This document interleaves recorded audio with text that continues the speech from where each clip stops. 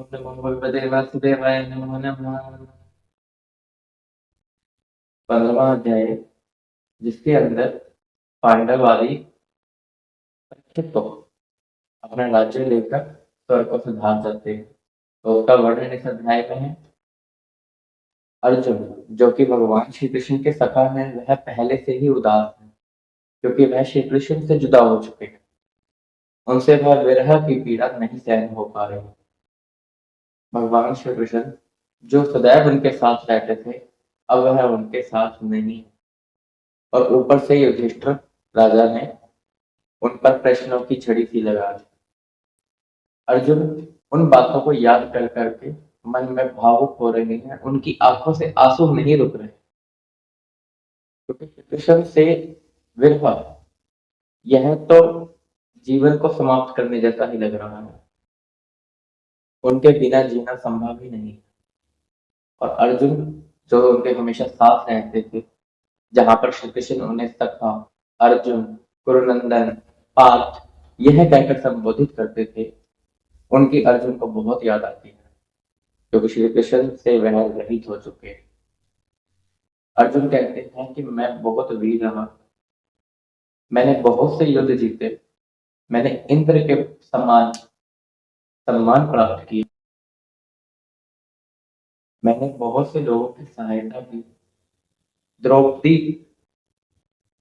आदि पांडवों सहित सभी की रक्षा करी, किसी भी युद्ध में नहीं आ रहा। भगवान श्री कृष्ण जो मेरे साथ थे, परंतु उनके ना होने से मैं पल में ही हार गई।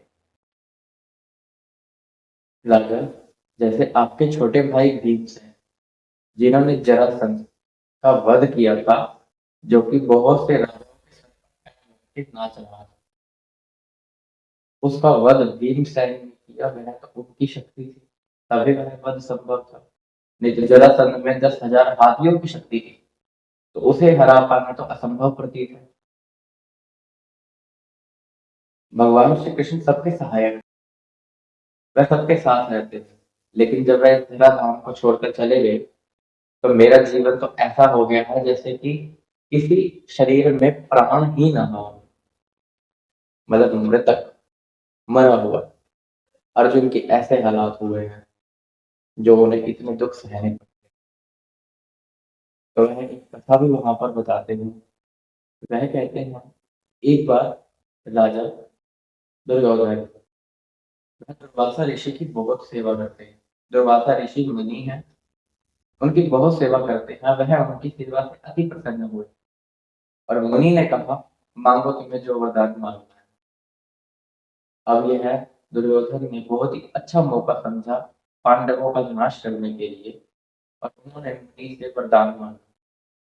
उन्होंने कहा कि आपको 10,000 शिष्यों के साथ द्रौपदी के घर जाना है और वहां पर उनसे भोजन की मांग करनी है। और आपको उस समय पर जाना है जब द्रौपदी भोजन कर चुकी हो। और उन्होंने ऐसा कह तो दिया कि जब वह भोजन कर चुकी होगी तभी आपको भोजन कराएगी, इसलिए आप इसके पश्चात जाएगा। लेकिन इसके पीछे कोई और ही कारण था। कारण क्या था, वह सुनिए। द्रौपदी को सूर्य भगवान के जरिए एक वरदान था, जिसमें उनके पास एक बटलोई थी।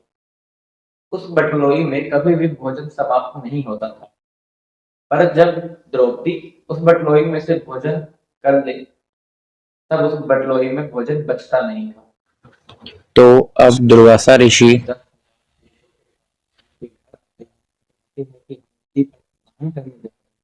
और आते ही अब भोजन करें। द्रौपदी भोजन कर चुकी है, अब बटलोई में कुछ नहीं है। अब वह चिंता में आ गई कि मैं इन ऋषि मुनियों को भोजन कैसे कराऊं, कहीं ये मुझे श्राप तो नहीं देते, कोई तो कहीं नाश ना हो। तब द्रौपदी भगवान श्री कृष्ण को पुकारती है और कहती है, हे नाथ, आप मेरी रक्षा कीजिए।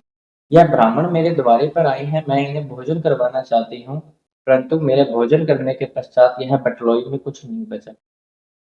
अब मैं निर्धन सी प्रतीत हो रही हूँ। मेरी कुटिया में और कुछ भी नहीं है कि मैं उनको तृप्त कर सकूं। तब वह भगवान श्री कृष्ण से प्रार्थना करती हैं, और भगवान श्री कृष्ण अपना विलास स्थान छोड़कर उसके पास दौड़े चले जाते हैं और उसे कहते हैं कि आप वह बटलोई ले आइए।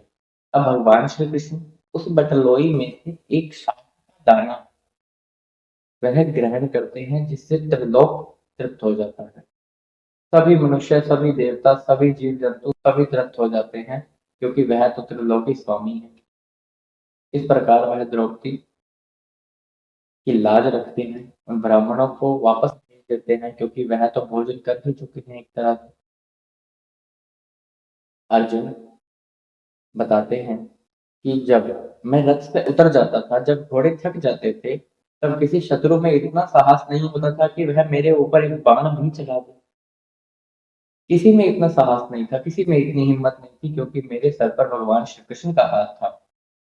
वह मेरे सखा थे, वह मुझे प्रेम पूर्वक असखा कहकर पुकारते थे, और उनके होते ही मैं सब कुछ था। अब वो जब नहीं है, तो उनके बिना तो मैं शून्य हूँ, जीरो हूँ। मैं उनकी रानियों को लेकर आ रहा था, और रास्ते में जो गोप दुष्ट है, उन्होंने मुझ पर हमला कर दिया और मुझे वह हरा गए।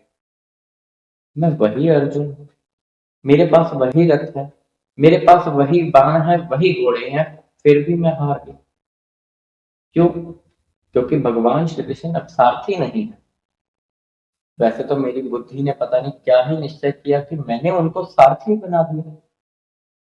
वह कमल नयन भगवान श्री कृष्ण, जिनके चरण कमलों का सेवन संत आदि महात्मा दिन रात करते हैं, जिनको पाने के लिए कितने ही जन्म व्यतीत कर देते हैं, उनको मैंने अपना सारथी बना दिया। यह भी मुझे बहुत ही दुख देता है।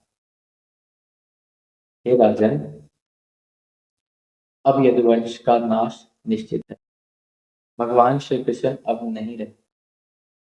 वहां पर जो लोग हैं, वह वारुणी मदिरा का पान कर रहे हैं और एक दूसरे का नाश कर रहे हैं। वह तो इस संसार में लीला करते हैं कि एक दूसरे के प्रति सबका पालन पोषण भी करते हैं और संहार भी करते हैं। यह तो भगवान की लीला है। अब वह अपना शरीर त्याग चुके हैं, तो अधर्म ने अपनी जगह बना दी। राजा युधिष्ठिर और कुंती माता को जब यह पता लगता है कि अब भगवान श्री कृष्ण धराधाम पर नहीं है, तो वह कहते हैं हमारा जीवन भी व्यर्थ है। हमारा यहाँ पर रुकना किस कारणवश है? हम यहाँ क्यों हैं? ऐसी धरती पर जहाँ भगवान श्री कृष्ण का वास नहीं है, अधर्म आ गया है, लोभ आ गया है, मोह आ गया है। लोग अपना पेट पालने के लिए अन्य जीवों की हत्या करने लगे हैं। व्यर्थ के कामों में दिन खराब कर रहे हैं, रात में नींद पूरी कर रहे हैं।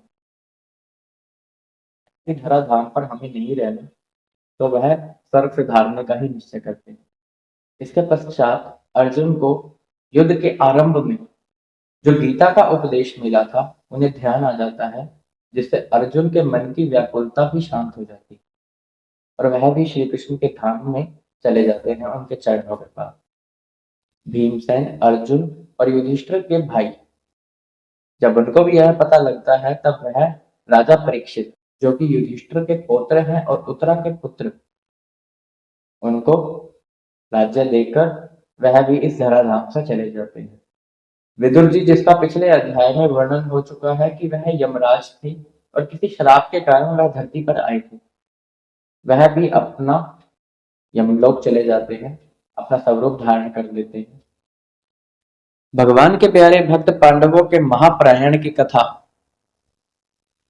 जो पुरुष श्रद्धा से सुनता है, वह निश्चय ही भगवान की भक्ति और मोक्ष को प्राप्त करता है।